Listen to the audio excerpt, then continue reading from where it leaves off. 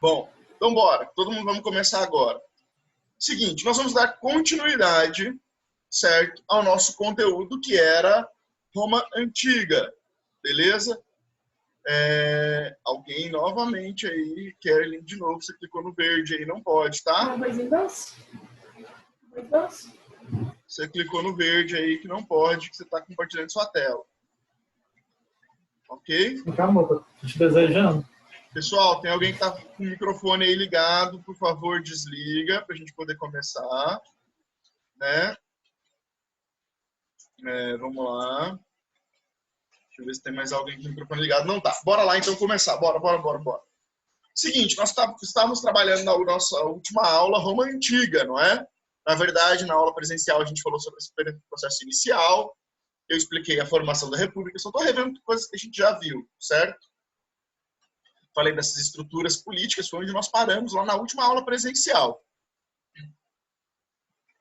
Depois, na última aula online, eu trabalhei com vocês o processo da economia, a expansão territorial da República Romana, os conflitos, as conquistas plebeias, né, o aumento aqui da expansão territorial, certo? Eu estou meio lerdo, porque tem um monte de coisa para fazer aqui. Tem que adicionar a gente, responder pergunta meio complicadinho. Mas uma hora vai rolar bem, tá? Nós já falamos aqui das guerras púnicas, escravidão, os conflitos sociais, as tentativas de resolver os conflitos sociais, né? Os irmãos Graco, depois a política do pão e circo. Meninos, tem alguém com o som ligado, por favor, desliga. Certo?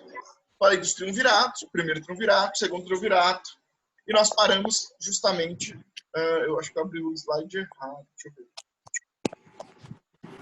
Não, é isso mesmo. E nós paramos justamente falando do segundo triunvirato, não é? E, basicamente, aqui do início do Império. E é onde nós vamos retomar. Antes da gente retomar o conteúdo, tá certo? Maria Eduarda, você está me ouvindo agora? Como é, você está me ouvindo? Maria Eduarda, está me ouvindo? Tá?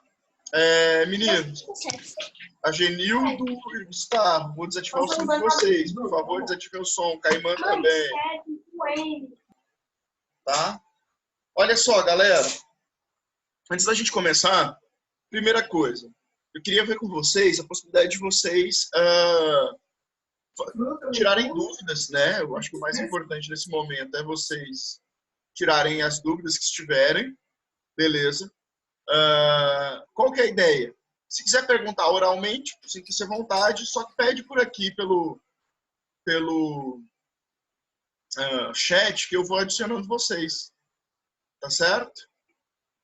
Vou adicionando vocês, vou liberando a voz aí para vocês falarem. Então, a primeira coisa que eu queria ver com vocês é isso, a possibilidade de vocês tirarem dúvidas que surgiram, tá? A segunda coisa que eu queria ver com vocês é a possibilidade de vocês tirarem dúvidas de exercício. Fiz a lista, tive muita dificuldade em tal exercício. Então, vamos lá. Alguém tem alguma dúvida? Respondam aí para mim, mesmo se não tiver, assim, para a gente poder eu ter noção que vocês estão ou não aqui. Se quiser liberar a câmerazinha para eu ver vocês, eu fico mais feliz, confesso, hein?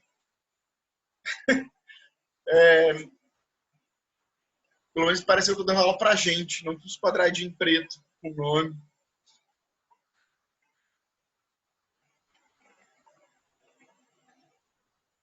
Certeza, não tem nenhuma dúvida. A lista de exercícios, vocês já fizeram. Meninos, nós já falamos sobre isso, vocês têm que fazer exercício, é o mais importante.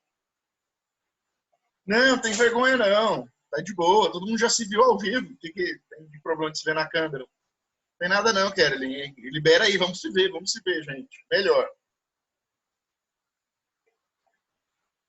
Sobre a lista de exercícios, vocês fizeram alguma? Essas dúvidas, lembrando, a gente sempre pode tirar essas dúvidas também lá no grupo do WhatsApp, né? Qualquer dúvida que vocês tiverem, entre em contato comigo em qualquer momento, eu sempre vou estar disponível para responder. Nem sempre na hora, mas vou responder o mais rápido possível. Pois bem, então tá, pelo jeito tá tudo certo, né? Então vamos mandar ver aqui no nosso conteúdo, certo? Vamos retomar da onde a gente parou. Vamos falar então de final da República e início do Império. Só para a gente lembrar, né? A gente estava falando na última aula a respeito do quê? Dos triunviratos, mais especificamente do segundo triunvirato e do conflito entre Otávio Augusto e Marco Antônio, que vai acabar levando ao quê? A uma queda da Cleópatra no Egito, ela vai se matar. O próprio Marco Antônio também acaba se matando. E o Otávio é a única força poderosa politicamente e militarmente em Roma. Desculpa, estava desligando um ventilador aqui que está barulhento. E aí quem vai passar a governar, então, efetivamente, vai sobrar só o Otávio. E o Otávio vai mudar o sistema político romano, instituindo a nossa terceira e última fase aqui da história do Império Romano, que é a fase do Império. Olha só, o Otávio vai governar sozinho, né? E depois seus sucessores, vão ser várias famílias, várias dinastias. Isso vai perdurar ali até o século V, quando o Império Romano acaba, beleza? Mas eu queria chamar a atenção para algumas coisas. Primeiro, chamar a atenção para o próprio governo de Otávio, né? O Principado de Otávio, o governo de Otávio, ou o governo de Augusto, também aparece, eles chamados simplesmente de Augusto, é marcado pelo quê? Primeira coisa, pelo poder completamente concentrado nas mãos dele. Ele vai conseguir estabelecer todo o poder junto nas mãos dele, certo? E como é que o Otávio vai fazer isso? Através da atribuição de poderes que vão ser simbolizados em títulos. Ele vai receber títulos políticos. E quais títulos políticos são esses, né, que ele vai receber aqui? O primeiro deles, o título de César. Escreve Caesar, mas é César, né? César, que era o nome do tio dele, lembra que o Otávio era sobrinho do Júlio César, era o cara que tinha recebido o exército, os nomes e os bens, não é? O César vai passar a virar um título agora que significa literalmente imperador. Então daqui para frente a gente vai falar em vários Césares. Quem são os Césares? Os imperadores romanos. Ok? Até aí. Segunda coisa, ele recebe também o título de Augusto. O que significa o Augusto? O Augusto é o divino. Significa que ele é um deus entre os homens.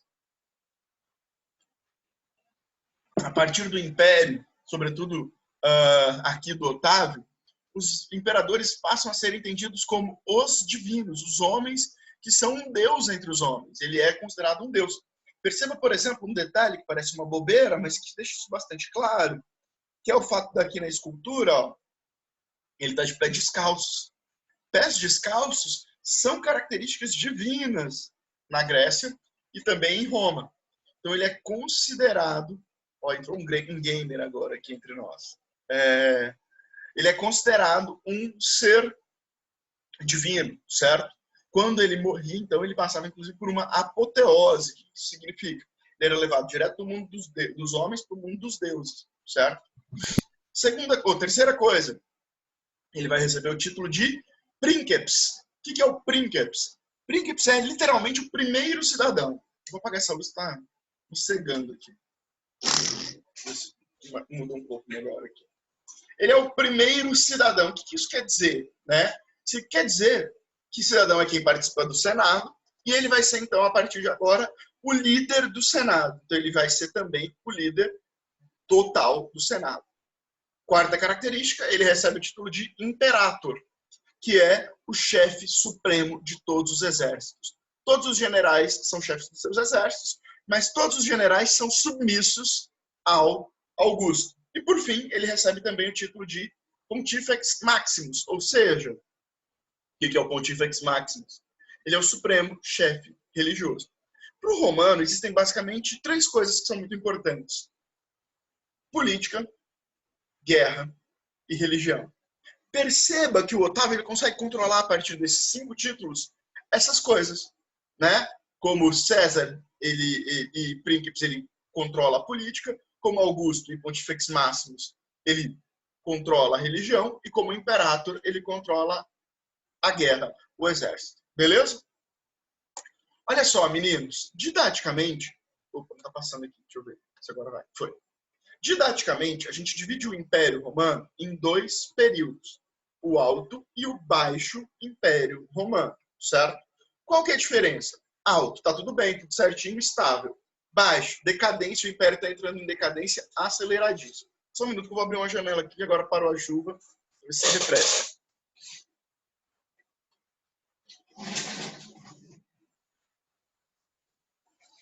A chuva não parou, mas ela diminuiu bastante. Bom, mas vamos lá, continuando. Então, o que acontece? O Alto Império, que vai de 27 a 285 depois de Cristo, perceba essa diferença, ó. Isso é interessante, tá? Perceba essa diferença, aqui está 27 antes de Cristo e aqui só está, opa, eita, aqui só está 285, ou seja, eu estou chamando a atenção para o fato de que o que a gente está tendo aqui é justamente uma mudança. Eu não sei mexer nesse negócio, desculpa, galera. Uma mudança de era mesmo, saímos da era pré-cristã para a era depois de Cristo, certo?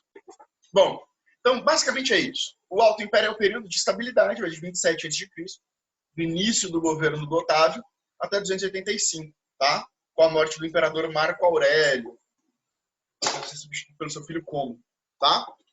Isso que não vai ao caso aqui também, esses detalhes não precisam saber. Bom, qual que é a grande característica do Alto Império? Primeira coisa, se é estável, é porque está em paz, tanto interna quanto externamente. Então nós teremos aqui um processo de pacificação dentro das fronteiras do Império Romano, mas também externas à fronteira do Império Romano. Isso é chamado de Pax Romana. Ela se inicia com o Otávio e vai até o governo de Marco Aurélio, como eu acabei de falar. Beleza? Então, decretada por Otávio, lá em 27 a.C., ele propõe isso em lei. Isso vai sendo conquistado aos poucos, até chegar a uma estabilidade total de 180, já, ó o Cebolito entrando aí, no governo do Marco Aurélio. Como é que ele vai conseguir essa pacificação? Primeiro, internamente. Vamos lembrar, qual era o motivo dos conflitos anteriores? Bom, plebeus e patrícios em guerra. Mas esses plebeus precisam ser divididos em dois grupos, né? Os plebeus pobres e os plebeus ricos. Os plebeus ricos serão pacificados através do quê? Da concessão de direitos políticos. Era isso que eles queriam. Os plebeus ricos, chamados de equites, homens novos, cavaleiros, eles desejavam ter acesso à política. O que o Otávio faz? Ele faz um sistema político censitário. O que isso quer dizer? Participa do jogo político todo aquele que tiver grana. Isso significa o quê? Patrícios e plebeus ricos. Então ele acalma esses plebeus ricos. Ó. Esses caras, então, aqui passam a ser pacificados. Beleza? Mas os plebeus pobres, como é que ele vai aumentar? Como é que ele vai conseguir fazer com que esses caras se acalmem? Primeira coisa, uma ampliação e um aumento cada vez mais drástico, cada vez maior da política do pão e circo. Primeira coisa é essa. Segunda, né, ele vai investir pesado na construção de obras públicas. E por que investir pesado na construção de obras públicas é interessante? Porque ao fazer isso, ao construir obras públicas, ele vai estar empregando ou escravizados, né, e aí a cidade fica bonita, fica mais moderna e tal, mas muitas vezes, em algumas obras, eram usados os plebeus pobres como assalariados. Ele aumenta o comércio, ou seja, esses plebeus pobres vão ter mais onde vender, mais para onde ir, e etc. Com esse conjunto de medidas, ele acalma o grupo mais violento e radical ali do período, que são esses plebeus pobres, ok? Tranquilo? E também ele vai pacificar os limites externos do Império Romano, a partir do quê? Ele faz uma expansão territorial gigantesca, a gente vai ver que vai chegar no limite ali, não é? E vai... essa expressão... para, né? Acho seus filhos, eu acho ponto final. É alguém com o microfone ligado aí, por favor, desligue. Tá? Ele vai expandir esse território tão gigantescamente que vai levar os conflitos para cada vez mais longe. Mas mais do que isso, no governo de Adriano, um outro imperador, a gente não precisa decorar esses nomes, tá?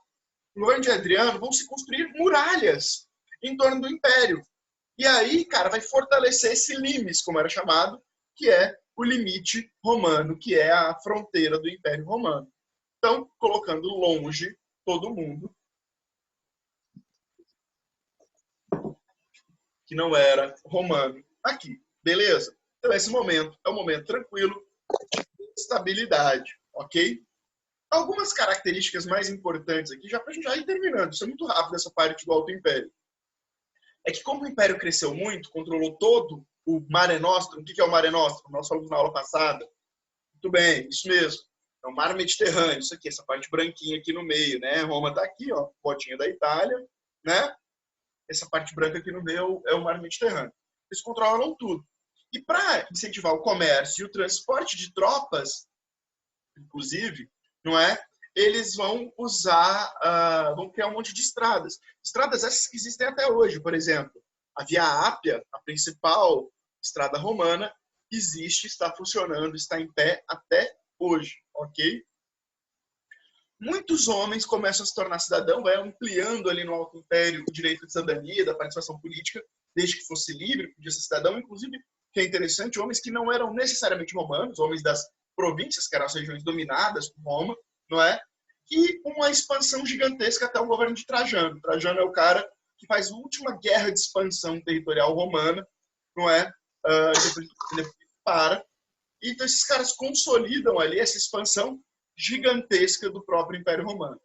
Nesse contexto, um grupo político, militar, vai ganhar muita força, que é a chamada Guarda Pretoriana. O que é a Guarda Pretoriana? É a guarda pessoal do imperador.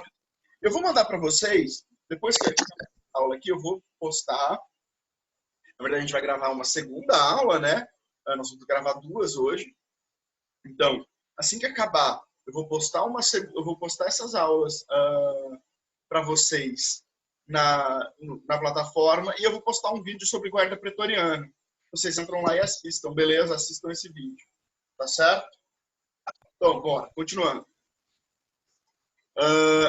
Mas esse período de estabilidade não tem muito o que dizer. A gente tem que falar do período de instabilidade, o Baixo Império, o período de crise mesmo do Império Romano. Esse período de crise, de instabilidade política, enfim, vai ser marcado por um conjunto de fatores. Eu dividi aqui esses fatores. Ó. O primeiro que eu coloquei, o fator que vai gerar essa instabilidade, é justamente o quê? É o fim da expansão territorial. Bom, e por que vai acabar de se expandir? Né? Lá com Trajano não tem mais expansão, certo? Por 2 motivos. Primeiro, porque o exército, à medida que vai expandindo o território, o exército vai se fragmentando e, consequentemente, se enfraquecendo. Entende? Presta atenção no exemplo que eu vou dar.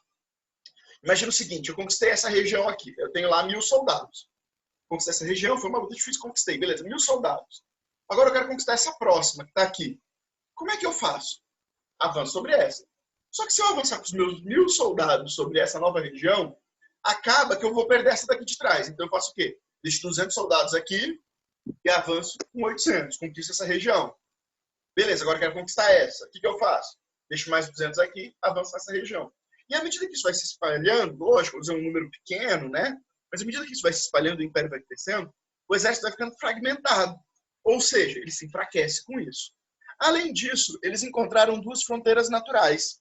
Ao norte, né, nós vamos encontrar um conjunto de florestas, né, na região dos povos germânicos, um conjunto de florestas que vão impedir que esses caras pudessem continuar avançando facilmente. Eles teriam que derrubar as florestas para avançar, então não valia a pena essa expansão. E no sul, lá já no norte da África, os romanos vão encontrar o Saara. E esse encontro do Saara vai dificultar demais também a expansão territorial dos romanos, eles vão parar por ali. Não significa, inclusive, que eles não tivessem contato com as regiões além dessas florestas e além do Saara. Tinham rotas comerciais. Mas para um empreendimento militar era muito difícil. Tá certo? Isso vai gerar 2 consequências fundamentais. Uma, que é o seguinte. À medida que eles invadiam uma região que eles conquistavam, eles pilhavam. Eles roubavam essa região. E ao roubar essa região, esses produtos eram enviados para Roma. Como eles pararam de conquistar, começou a faltar esses produtos sendo enviados para Roma. Como esses produtos pararam de ser enviados para Roma, isso vai gerar o quê? Desabastecimento. Vai faltar produtos em Roma. Faltando produtos em Roma, vai gerar o quê? Inflação. O preço dos produtos sobe lá em cima. Isso vai gerar fome, desemprego, mais desabastecimento. Isso é uma roda negativa da economia ele se desenvolvendo. Ao mesmo tempo, meninos, uma coisa muito importante para a gente falar sobre escravidão. Os escravizados, eles nunca se reproduzem na quantidade, reproduzem mesmo, fazem sexo, geram filhos, né? Na quantidade necessária para manter um sistema escravista. Em qualquer lugar do mundo, qualquer época da nossa história, se você quer trabalho escravo, né? Tomara que você não queira, bate na madeira, né? Se você quer ter trabalho escravo, basicamente significa o quê? Você vai ter que sempre que abastecer o Estado, a sociedade de escravizados. Então, como acabou a expansão territorial romana, e os escravos vinham dessa expansão, começou a faltar escravizados. E ao faltar escravizados, você tem um problemão que é econômico. A economia romana ela é totalmente baseada no uso da mão de obra escravizada. Então, não ter escravizado significa o quê? Fudeu, né? Fudeu mesmo. E aí isso vai acelerar essa crise econômica. Lembra que já estava faltando produtos, já tínhamos inflação, o império era extremamente caro para ser mantido, faltava escravizados, ou seja, o ciclo econômico negativo começa a se agigantar. Com isso, o Império Romano vai ficando cada vez mais fragilizado mesmo. Porque os soldados já não estão sendo pagos. O que eles fazem? Começam a abandonar o exército. Esse exército, que lembra, já era fragmentado, né? Esses caras vão abandonando o exército. Isso significa o quê? Né? Que os territórios dominados passam a ser libertos. Os caras vão se voltando, vão se revoltando e vão deixando de ser dominados por Roma. Associado a isso, começa a faltar moeda, começa a faltar dinheiro. Se falta dinheiro, você faz o quê? Começa a, em vez de usar moeda para fazer as relações comerciais, você começa a trocar produtos. Pega um produto aqui, troca por outro, faz o chamado escambo.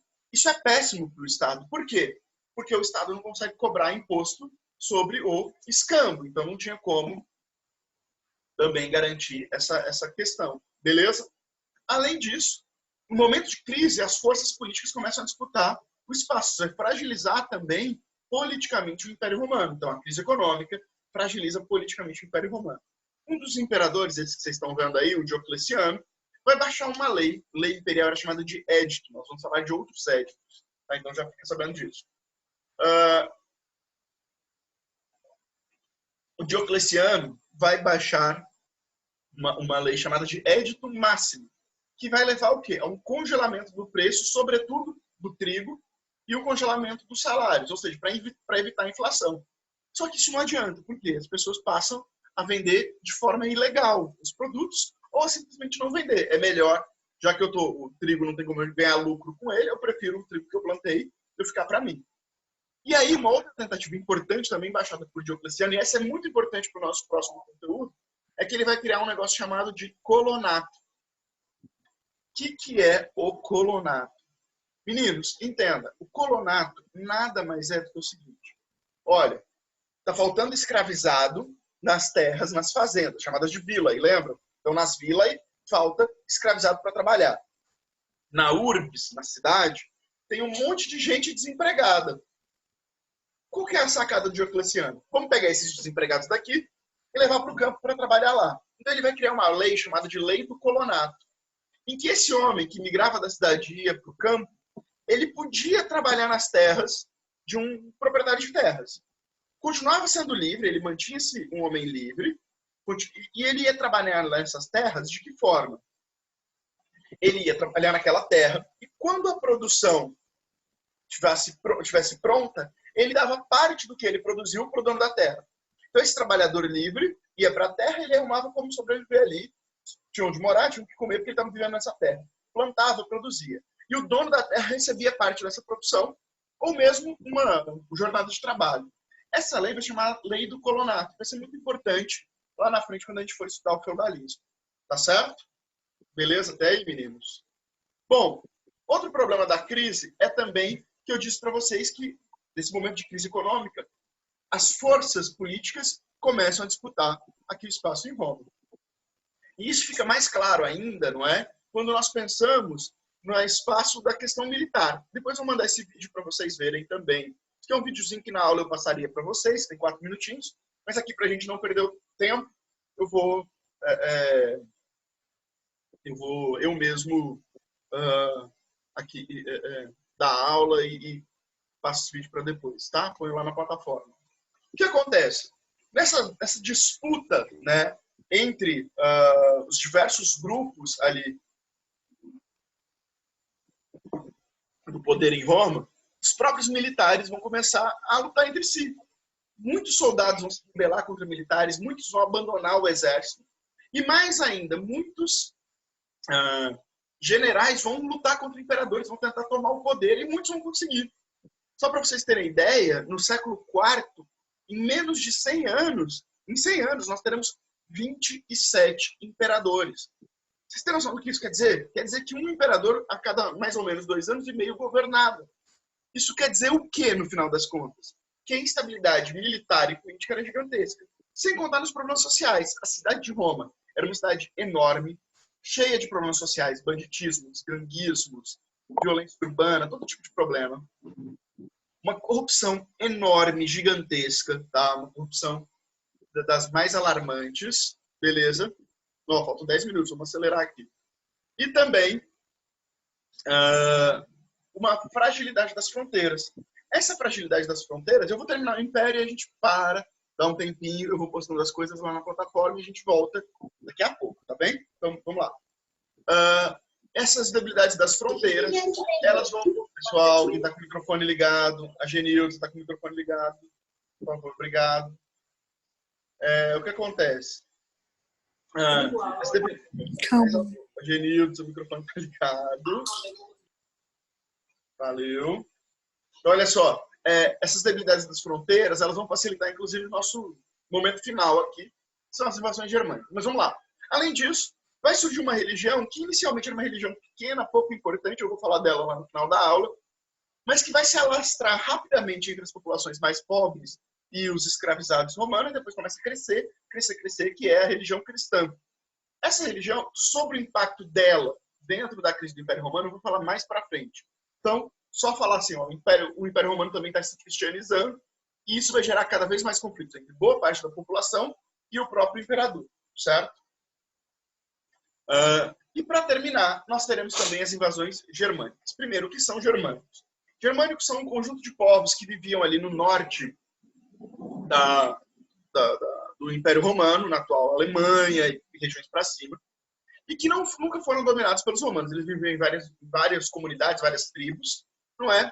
E eles estabeleciam um conjunto de relações desde o tempo de Adriano, que é o chamado sistema de federação, que é o quê? Eles ficavam na fronteira do Império Romano, não invadiam o Império Romano, e o Império Romano não invadia os territórios desses germânicos. Em troca, esses germânicos protegiam o Império Romano, e o Império Romano, em troca, dava cereais e grãos a esses caras. Isso manteve-se um sistema muito tranquilo. Só que quando foi se aprofundando a crise, não é? Cada vez mais esses caras foram entrando no território romano, porque começou a faltar os grãos, então eles acabaram invadindo. Muitas vezes pacificamente, muitas vezes violentamente. Isso foi ficando cada vez mais intenso ao longo dessa crise do Baixo Império. Era preciso, portanto, reforçar as muralhas. Os germânicos estavam atravessando. Mas não tinha como, era muito caro, o Império estava em crise. O que acontece? Esses caras vão invadindo. Isso vai levar o quê? Primeiro, a mortalidade dos romanos, vai cair a população romana. Eles vão invadindo, às vezes, de maneira violenta, vai assassinar, vai matar gente e tal. O Império Romano vai diminuindo a sua quantidade de pessoas. E, ao mesmo tempo, as pessoas que viviam na cidade com medo vão fugir. E vão fugir para onde? Vão fugir para o campo, para a floresta, vão fugir para as fazendas e etc. Isso vai gerar uma ruralização da economia romana. Beleza, meninos? Bom, mas para a gente terminar, como é que esses imperadores vão tentar superar essa crise aqui? Várias formas. A primeira delas, baixada por Diocleciano, que em 293 vai propor a tetrarquia, que era dividir o império, como se fosse um plano cartesiano em 4 regiões, não é? Cada quadrante é uma região, e que seriam zonas administrativas distintas. Isso não deu certo, porque os tetrarcas viviam em conflito entre eles, e aí isso acabou atrasando ainda mais, agravando ainda mais a crise. Em 330, o Constantino, né, que veio depois do Diocleciano, ele vai transferir a capital do Império para uma outra cidade chamada de Constantinopla, atual Istambul, na Turquia, tá certo? Vai mudar para lá. Por quê? Porque ele acreditava que ali a população era mais tranquila, que o imperador aceitava melhor a figura do imperador, e também ali não havia tanta crise econômica, porque ele se controlava as rotas comerciais entre Oriente e Ocidente, tinha muito mais dinheiro, certo? Beleza? Isso também vai dar certo por um tempo, mas vai acabar que em 395 o imperador Teodósio dividiu o império em dois. Vamos ter dois impérios romanos a partir de então, certo? O Império Romano do Ocidente, esse de vermelhinho, né, cuja capital vai ser Roma, e o Império Romano do Oriente, aqui de roxinho, cuja capital vai ser Constantinopla, certo? A diferença é que esses dois impérios, apesar de serem impérios irmãos, vão ter histórias muito distintas. O Império Romano do Oriente, como não precisava tanto de trabalho escravo, ele vai se manter mais estável, certo?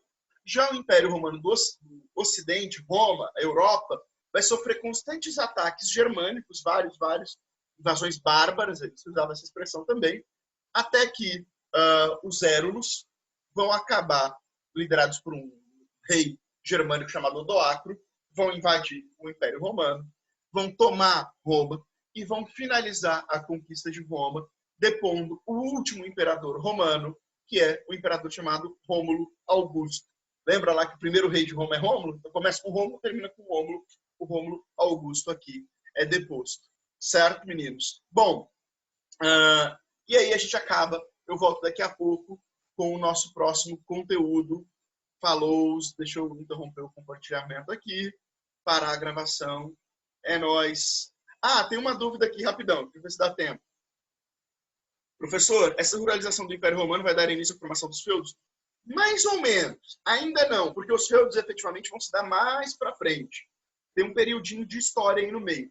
Mas está na base da formação do feudalismo mesmo, assim como o colonato está na base das relações de servidão. Mas eu vou falar disso semana que vem, de qualquer forma. Beleza? Meninos, é isso. Falou, valeu, é nóis, até mais. Tchau, tchau.